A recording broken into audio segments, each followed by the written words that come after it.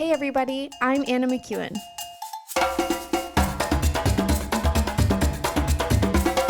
And now for Bob Switzer with the Epic Narrative. Good whatever day it is, whatever time of day it is to you from the Epic Narrative Studios, currently located in the bedroom of our RV.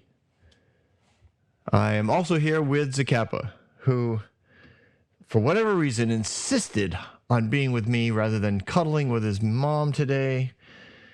And I don't know. I think he likes a story. Everybody likes a good story. In today's story, finally we get to Moses and the whole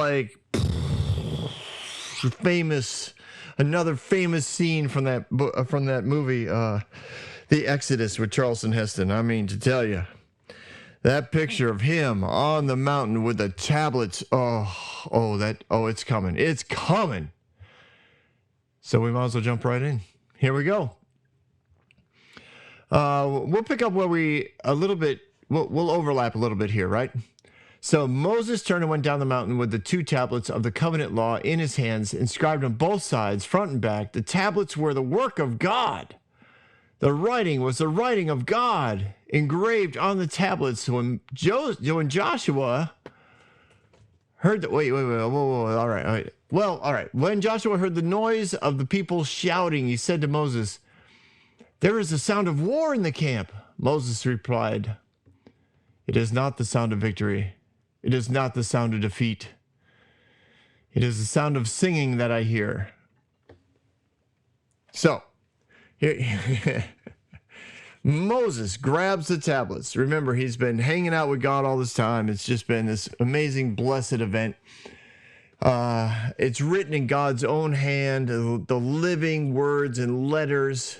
The words for words, it can also mean letters. So everything's written in God's letters, God's words. That everything could be read on both sides. They were physically, I think, and literarily works of art. And I think also in a dimensional sense, like it blew your mind. Blew your mind to look at these things. They were breathtaking. I just think they were breathtaking. I would love to see it, somebody's rendition of this. At least their rendition of my imagination. Bob's like, "You mean like your great idea for the waterfront park?" Yeah, I'm probably not very good at describing it. I know what it looks like in my brain, though. It's a beautiful thing. So he picks up Joshua, and, they're headed down the mountain, and Joshua hears noises, and, he's like anybody who wants to kind of know, they want to identify what the noise is. And living in an RV, it's probably similar to your vehicle. Like, there's sometimes when you're in an RV, you'll hear a noise and you think, wait, where is that? Now, the walls aren't thick. Our particular RV is well insulated. It's heavier than most. It's designed for four seasons of activity. So but it's still very thin. Like, you can easily hear people talking, walking, they're in their RV next to you. And if things get a little animated or the TV's on loud, like you may not be able to pick out every word, but you're like, "Oh, something's going on over there," or, "Oh, they're listening to music over there." And you have to have a level of grace for it, because you're just as loud to them. Like, you try to stay as quiet as you can, and then you have to be mindful that it's 10 o'clock at night, and honestly, I've walked next door where they were like playing music, had a little campfire going, playing music, and I thought, it's really not that loud. It's the same volume in my bedroom, because my bed pops out right toward their camper, and they're pretty much, they're sitting, I don't know, 10 feet away from my pillow. it's kind of creepy when you think about it like that, right? I'm literally almost sleeping in their driveway, and they're sitting there, enjoying some drinks and some music with some friends. So you have to have a level of grace and understanding, and it helps that you can go to sleep good. I pass out anyways. My wife has earplugs just in case. She doesn't use them every night. We're currently in a very quiet neighborhood, and it does allow dogs. So you have to be, mindful of that as well. There was a couple nights when Zacapa was just a wee lad. He had a couple rough nights. Not right away. I honestly think it was more growing pains than anything else. I think he just couldn't get comfortable because, his joints ached, or his rib cage or whatever. Anyway, and we felt bad for our neighbors because we know how thin these walls are. And even though we did all we could to keep him quiet, we knew it could disturb him. Turns out we were blessed by the fact that all three of our immediate neighbors were gone for the weekend on that particular bad night. So they had no idea. And honestly, he's phenomenal. He's a great dog. But what am I saying? Oh, so sometimes you hear a noise and you just you kind of have to seek it out. And sometimes it's legit. It's like, what is that?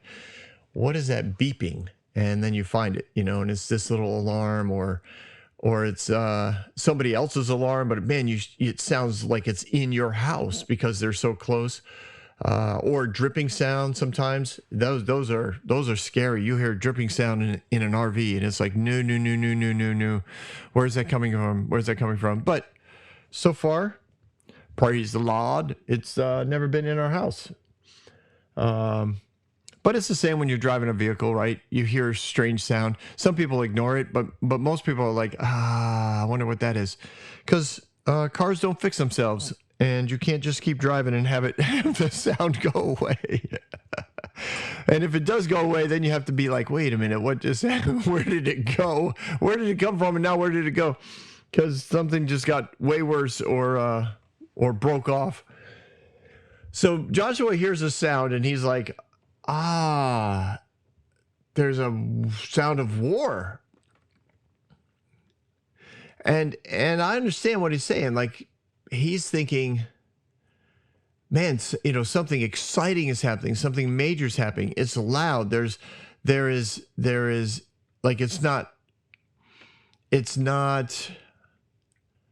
chaos. I guess I want to say there's no, he can't put it together in his brain. The only experience that he has with a similar sound was when he led the battle against the Amalekites. He's like, I know this sound. What is this sound? What is it? Oh, they're fighting again. There's clanking, there's yelling, there's something going on down there. And in that revelry, in that sound, it's implied that he assumes that there has been a victory, that there was a battle and now there was a victory.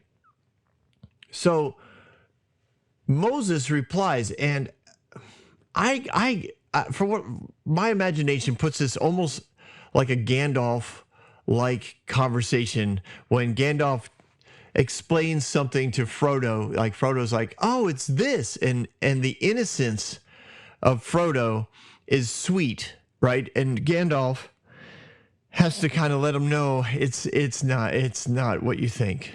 It's not. It's worse. Like, it's evil.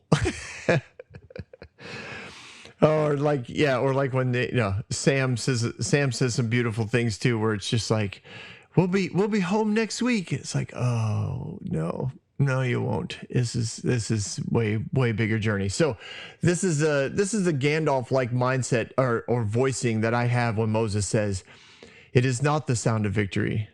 It is not the sound of defeat. It is the sound of singing that I hear. And I think Moses has been coming down the mountain. He's been kind of quiet.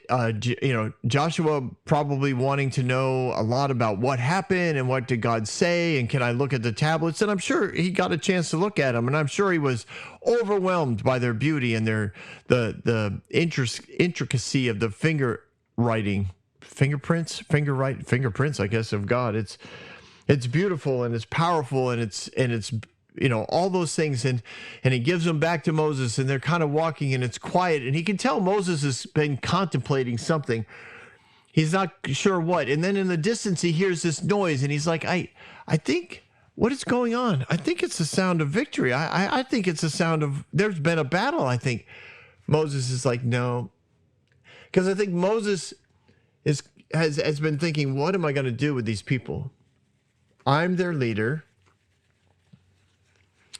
And these people have been rebellious. He knows what they've done. He already knows that there's a calf. He knows that they've worshipped it. He knows that they've sacrificed to it. He knows that they've given it credit for bringing them up out of Egypt. And he has just spent time with Yahweh. And I think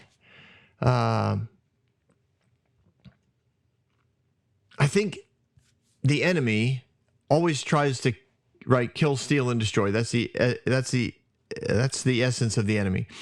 So the enemy's trying to steal and destroy the impact of being in the presence of God for the last 40 days.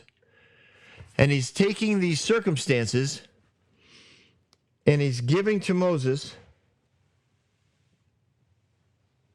the excuse to tap into his previous training as Prince of Egypt, as a Pharaoh in training.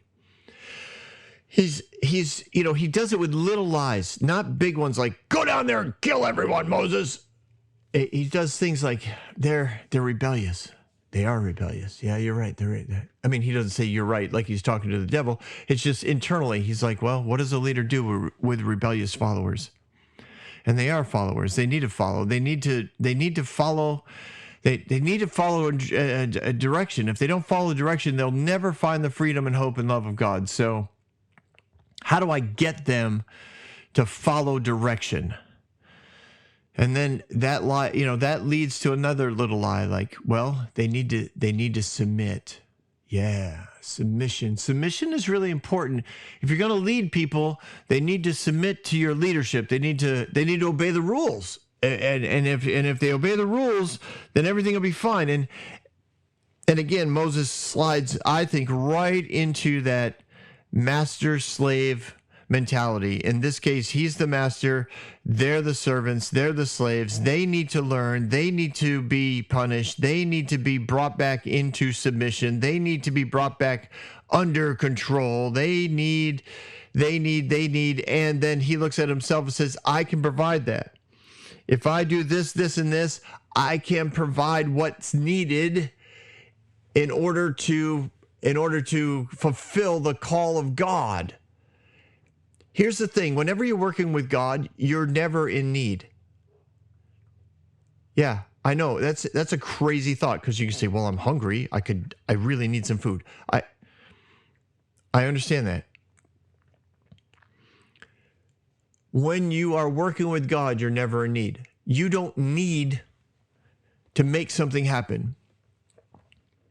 Your goal is to reflect the character of God in those circumstances. Your purpose, your identity is tied into what you carry of God in heaven and how you reflect it in those circumstances.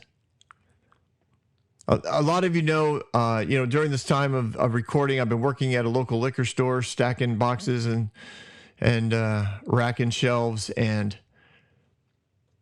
I have noticed, now my time there's coming close to an end, but I've noticed everyone has become more conscious of what they talk about and how they say it. I didn't notice it until this past week, but when I first started, I just think for me it was just incredibly inappropriate conversations between the guys and the girls, just the hand gestures, the vulgarity, of their conversations, of their I wouldn't call it innuendo, but I guess technically it would be an innuendo. But for me, it was just blatant disrespect and lack of honor, and the sexually charged hand gestures and vulgar vocabulary. Anyways, it just blah, blah, blah. And the last couple of days, I've realized that the cursing is almost completely gone. And I literally have told them when they found out what I was, oh, you're a preacher, they immediately were like, oh, sorry.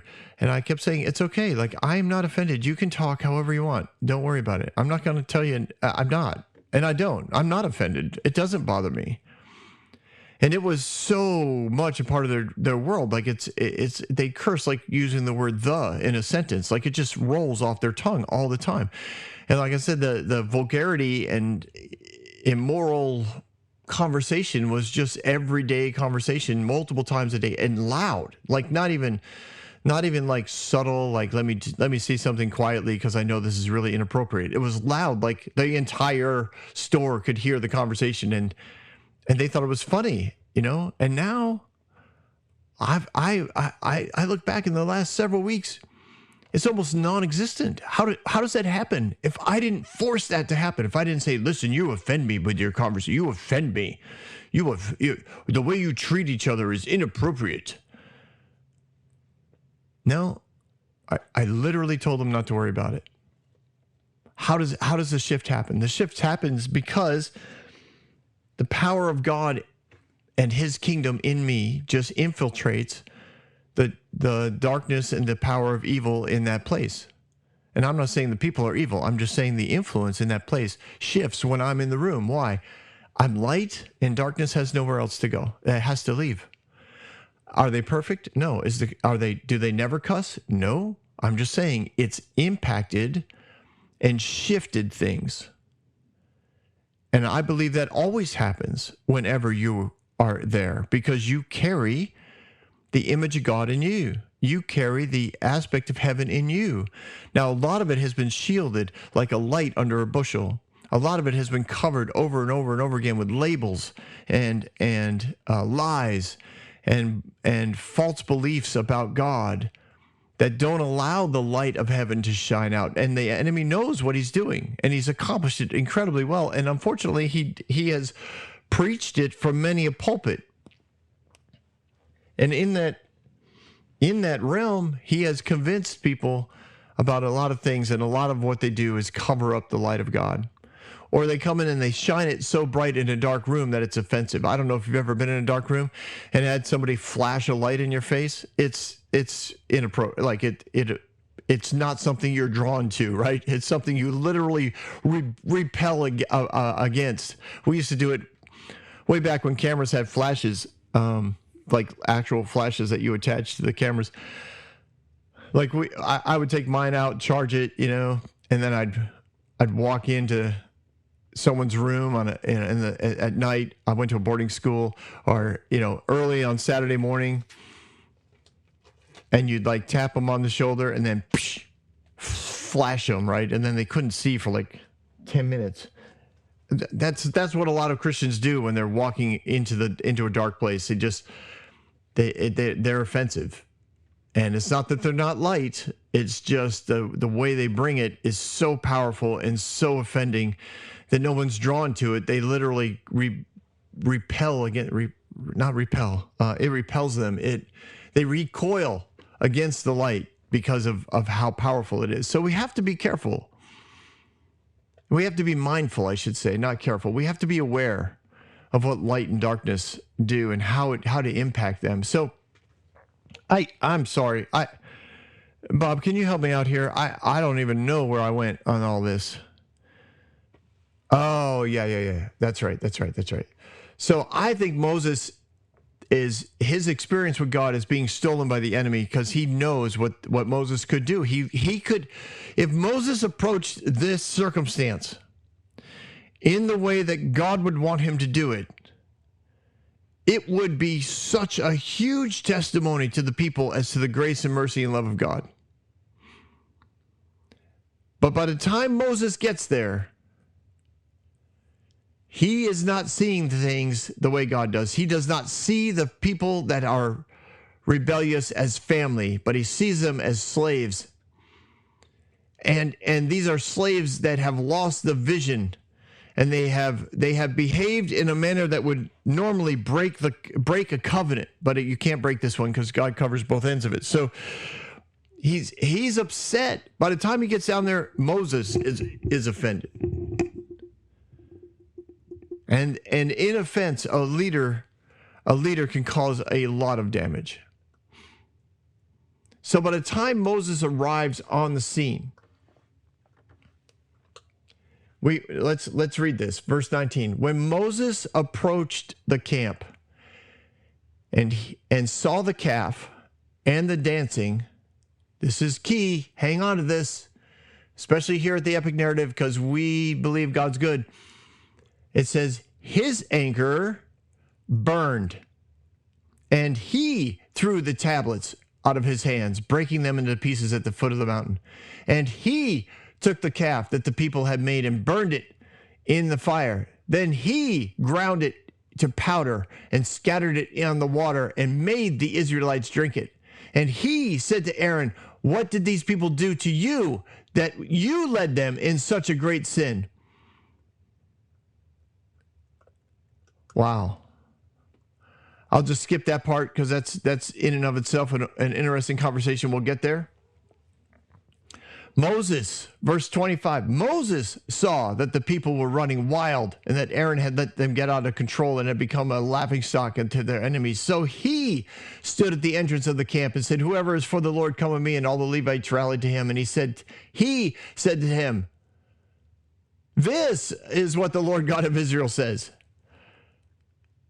Go out and kill everyone. Wow. Interesting verse 30. The next day, Moses said to the people, you have committed a great sin, but now I will go up to the Lord. Perhaps I can make atonement for your sin. Do you understand? I know. I hope you picked up on this. All that stuff that happened, all the stuff that we know, the throwing down of the tablets, the grinding up of the calf, making people drink it. It's just all channeled through Moses. Moses made this plan as he's coming down the mountain, as his anger is steaming underneath the cover of his face. Just he's. I mean, by the time he gets there, he's probably hoping it's not true. I'm wondering if the dancing had calmed down, if they were all like back at their tents, kind of chilled out. I wonder if Moses would have approached this differently. If Aaron had met him at the bottom of the mountain and said, hey, bro, like, great to see you. Listen, while you were gone, we tried to replace you with a calf, but clearly you're not gone. So, like, maybe we could talk to the people tomorrow. Maybe, like, this could have gone so many ways. If Moses had showed up and said, listen, guys, everyone, this is over. This party's over. This party's over. I need to talk to Aaron. Aaron would have been like, oh, crud. I'm in big trouble. And Moses could have had an opportunity to show grace and mercy to Aaron and ask good questions like, help me understand what happened here, Aaron. What did you hear? What were you thinking? How did that make you feel? See, one of the key things of the kingdom is you always remain curious because there's always possibilities. There's always a place of learning. There's always a place of promotion. In every circumstance that looks bad and hits you in a place where you think you are offended, you have an opportunity to not be offended. You have an opportunity to grow from it and be promoted through it. Moses lost it, had an opportunity. He lost it like many of us do. Please, like many of us do. Let's not pretend that wouldn't happen to a lot of leaders. And it has happened to a lot of leaders, and it continues to happen to a lot of leaders because they look at this passage and they think it's an excuse to behave, quote, like God would behave. You broke the law, now you die. So he throws down the tablets. Again, going to my concept here that they were actually paper thin, beautiful pieces of art. If you throw down 2 tablets, of stone, like from the movie, that these things are like 3 feet long and 2 inches thick and solid rock, you throw them down, they may crack. They might crack, maybe even fall, break apart. But you're not going to lose them. I mean, you could just glue them back together. Like this is. When he threw these things down, they shattered, I think, like glass, like into a million pieces. There was no putting them back together. Moses did that. Remember, Moses' anger burned. Moses' anger. And he threw the tablets out of his hands. He didn't put them down on the ground. He's saying, you all have broken the covenant with God. Moses has no right to say that. He doesn't carry either end of that covenant. He didn't sign anything. God set up that covenant. Moses is in his, quote, we'll just call it indignation, in his self-righteous anger, has taken on a role that wasn't his to have. So many leaders do this, and they unfortunately look to Moses as their leader. Well, Moses did it. Look what Moses did. Moses went out on his own. He destroys the calf, which took some time. You don't just throw it in the fire and it disappears. He lets it dry. He shatters it into, rolls it out into some paper thin thing, turns it into dust, spreads it on the water. And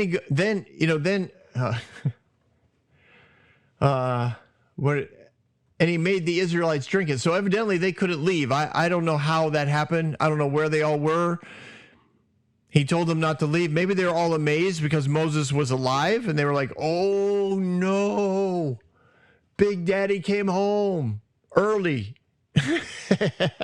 Well, in this case, really late. But, whenever you...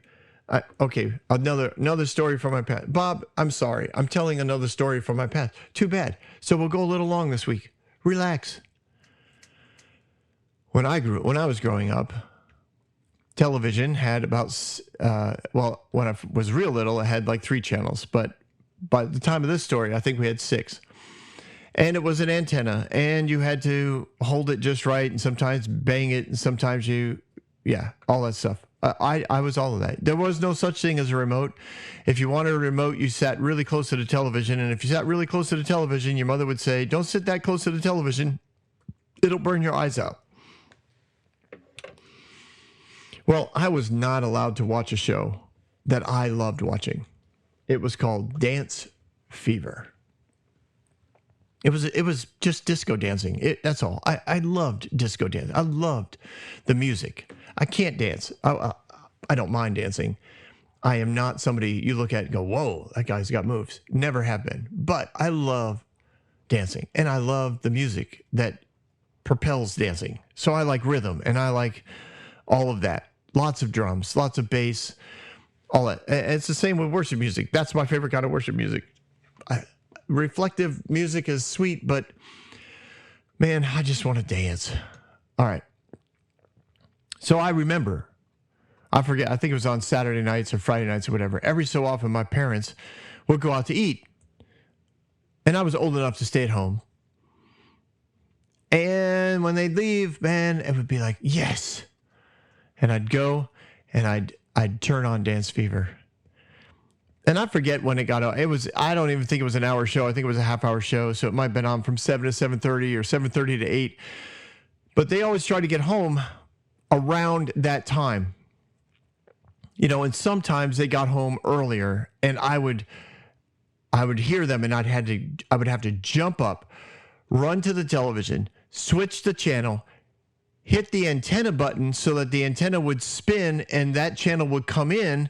Because you couldn't just turn the channel and have it on and then pretend you were watching it. You had to make sure you could actually see it or it was obvious you weren't watching it. Then I'd run back to the couch and jump in the chair and pretend I was watching whatever it was that was on there that I was allowed to watch because of Dance Fever I wasn't allowed to watch.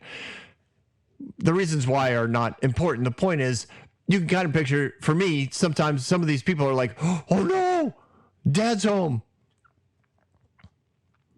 So they all stayed, evidently. They all waited for this thing to be melted down, dried up, ground up, put in the water, and Moses made them all drink it. Then he goes after Aaron.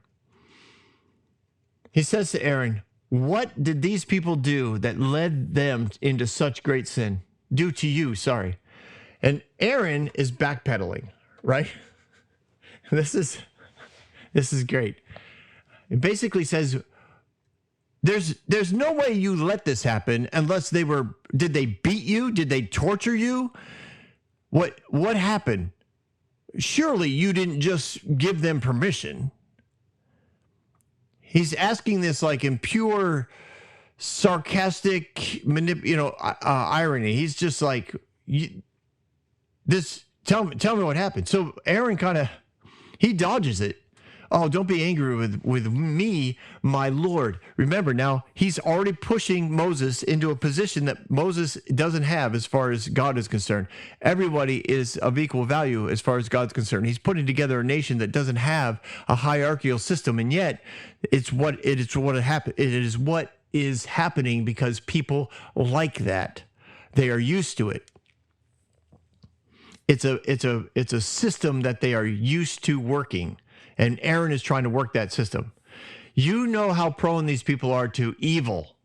They said to me, make us gods who will go before us. As for this fellow Moses who brought us up out of Egypt, we don't even know what's happened to him. So I told them, whoever has any gold jewelry, take it off. They gave me the gold. I threw it into the fire, and out came this calf. Literally, he's saying it was a miracle.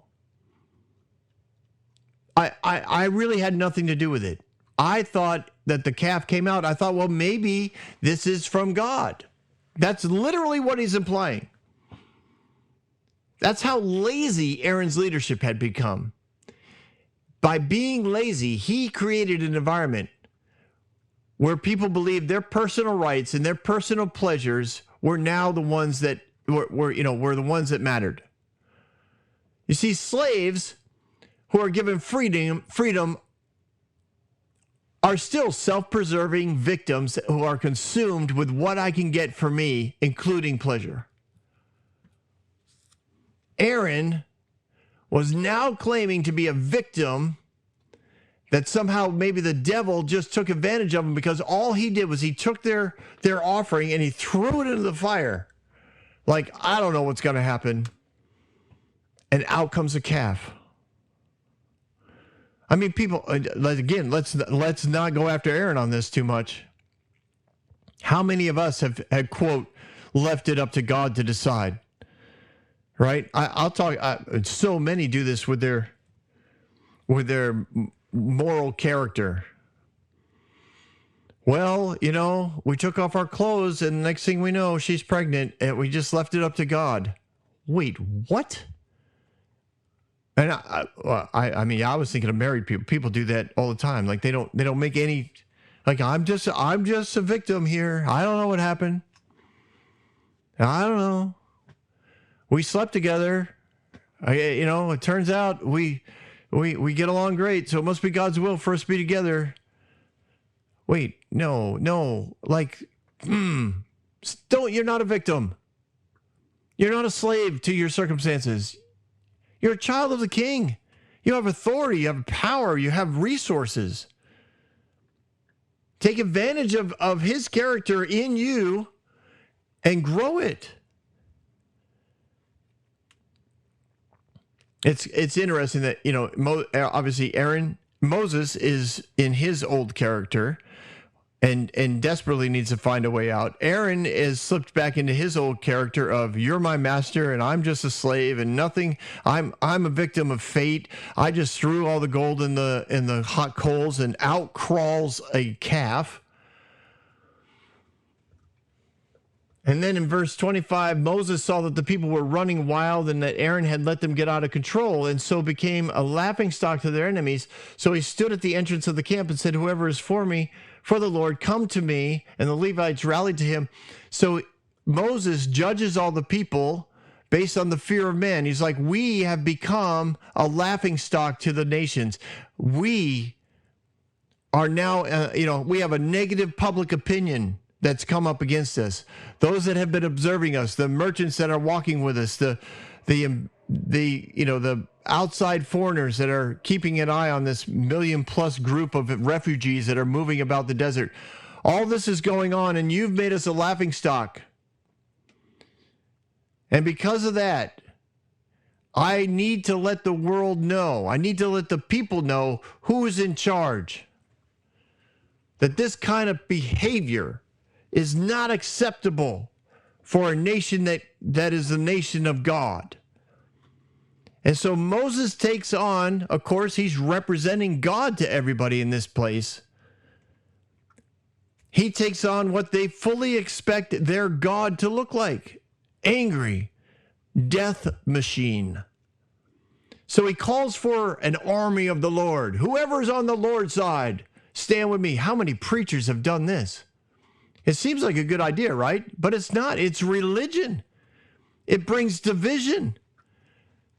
It brings an us and them mentality. Those of us who love the Lord, those of us who need to die because we don't love the Lord as much. Those of you that need to be punished because your beliefs are different than ours, because your behavior is bad based on the scale that we've put together. It's amazing.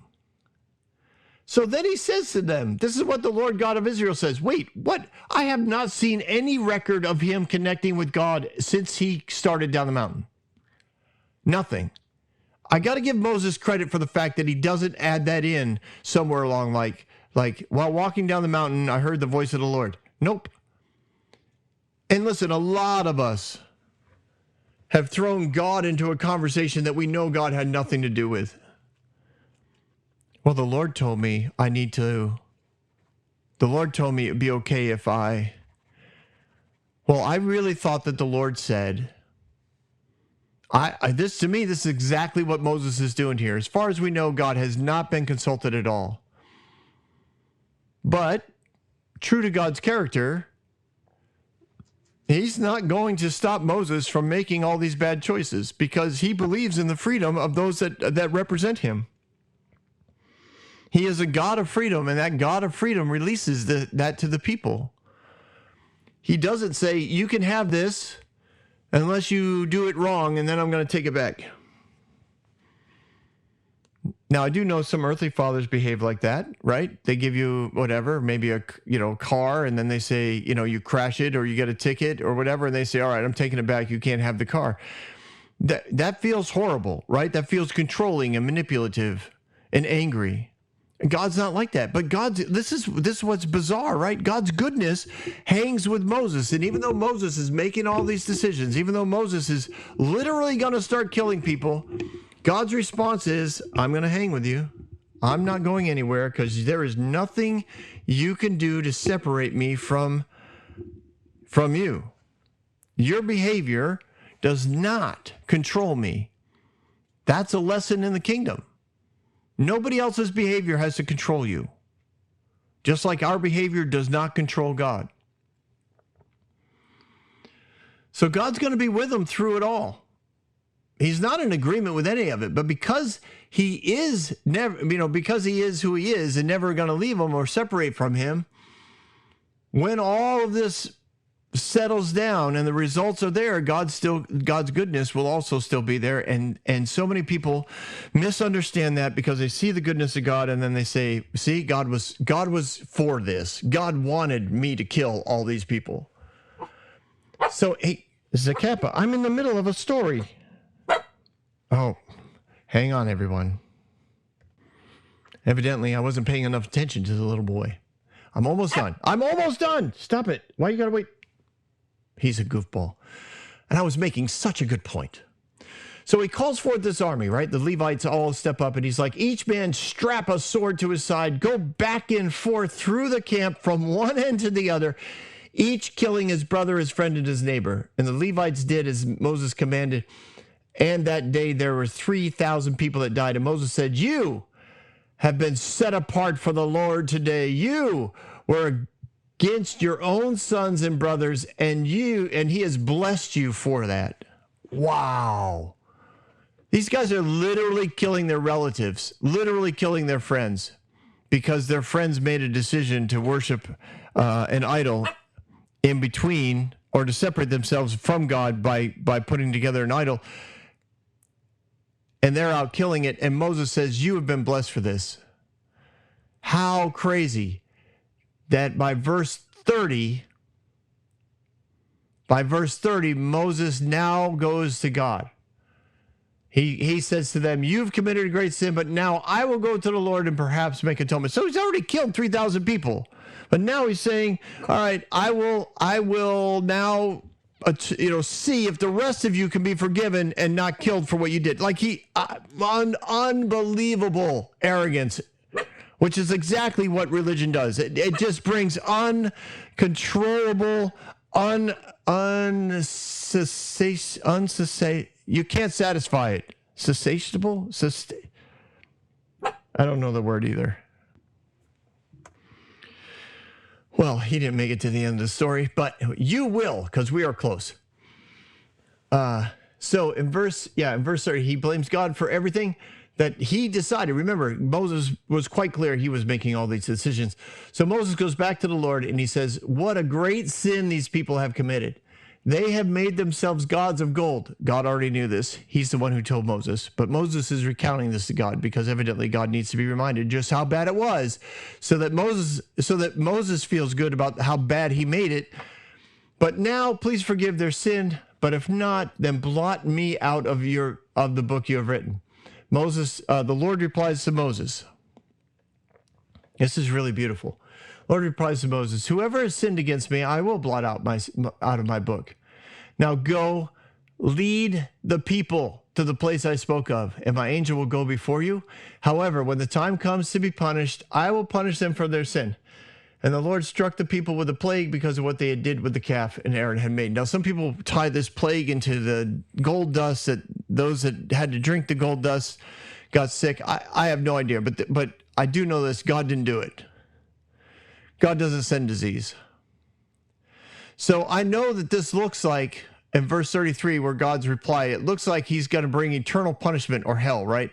When the time comes, I will do it. But it's a legal term. In verse 33, whoever sinned against me, I will blot out of my book. That isn't the book of life. That isn't whether or not they're saved. That's a legal term used in divorce. He's saying, listen, I'm not going to kill everybody, Moses. You did that. I'm not sending them to hell. He's not saying that. He's saying, listen, if they really want to break relationship with me, then that's what will happen. And we will need to repair it. That's the punishment. When the time comes to be punished, I will punish them for their sin. When the time comes to be separated, if that's what they really want, then that's what will happen. That's the reap what you sow concept of sin. The wages of sin is death. Death of what? Death of the relationship.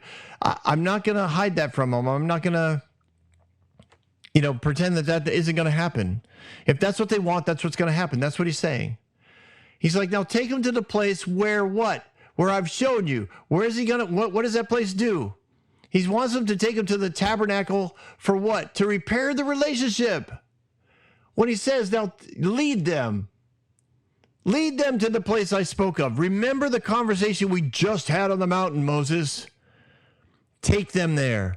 Take them to that on-ramp. Take them to that place where they can begin to see that I am not a God who hates them. I'm a God of life. That I'm not a God who wants to separate from them, but a God who is available to them. With all the symbols and all the carvings and all the coverings and all the incense and all the sacrifice. Everything's designed to let them know I am a God who wants intimate relationship, not a God who wants ritual and separation. Take them there. Lead them, Moses.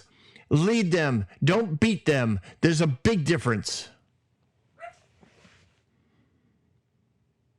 The plague was the result of sin. The enemy had an on-ramp. He took advantage of it. He wanted them to believe that God was doing this. He wanted them to feel separated from God.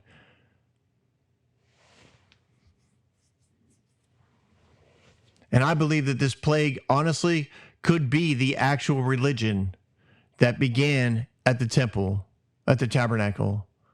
This plague was a mindset, a belief system, that brought about the concept that they were separated from God. And if animals weren't dead and rituals weren't followed, they would forever be separated from God. And God would be angry with them. The enemy had a fabulous opportunity to illustrate that because of the behavior and belief system of Moses at the time of his decision to go after the people who had worshipped and sacrificed for the calf. The enemy took advantage of a circumstance that the enemy is always really good at, which is a way to separate people from their true identity and destiny with God. God set up an intimate relationship from the beginning. And the enemy has been desperate to mar that relationship, destroy that relationship, to kill that relationship, and to steal that relationship. And he took the behavior of Moses and he absolutely nailed it. I believe the plague was spiritual. And it wasn't sent by God. It was sent by the enemy of God. And it wasn't illustrated by God. It was illustrated by Moses, who was operating outside of the kingdom of principles that he knew so well. Well, he knew very well. He's still learning. But the goodness of God was going to be there anyways.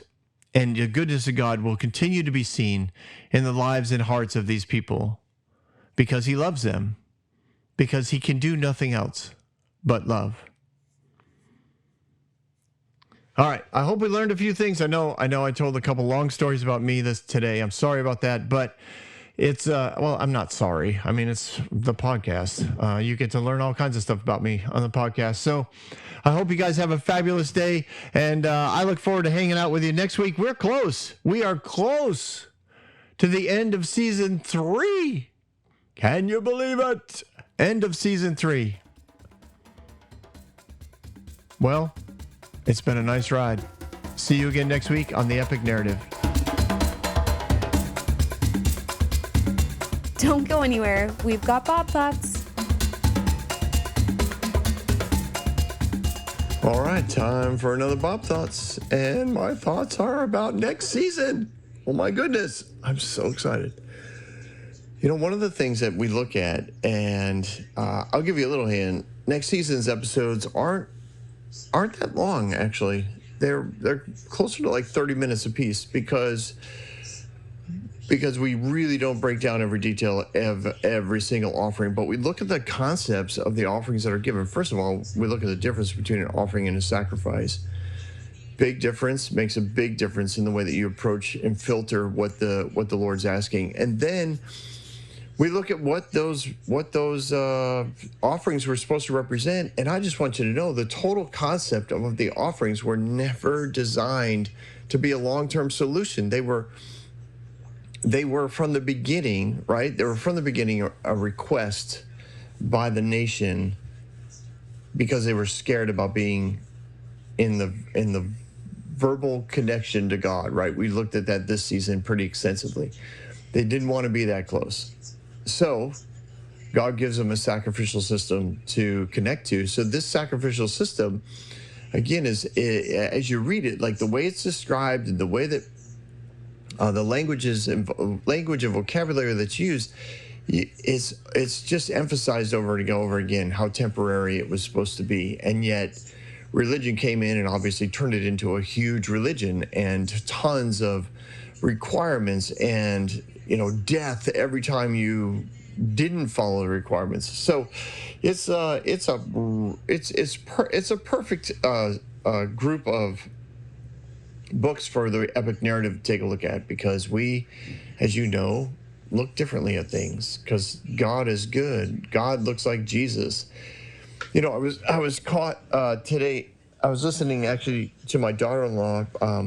She was preaching, and I had heard this before, but she's really good at what she does, man, and she perfectly timed this. But she read 1 Corinthians 13 with, instead of love, she said God. God is, God is, God is. And it was like, wow, once again, like we forget that God described himself in 1 Corinthians 13. And one of those things that he describes is he keeps no record of wrongs. And he doesn't say that with any condition. Like, well, if you do the right offering, I keep no record of wrong. If you confess your sin, I keep no record of wrong. If you are truly repentant, I keep no record of wrong. Love keeps no record of wrong. I mean, honestly, if that doesn't make your day, I mean, it impacts everything. It impacts everything. I loved it. I loved it. And I love her, and she's amazing. And if she ever hears this, I have no problem with her hearing this. She did a great job. She really did.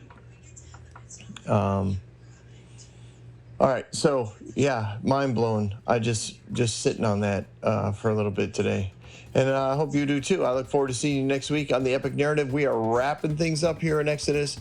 Season 3 is coming to a close, and it's been a good run. But I look forward to hearing Season 4. I look forward to recording it. I got to get my butt in gear here. All right, have yourself a good day, everyone.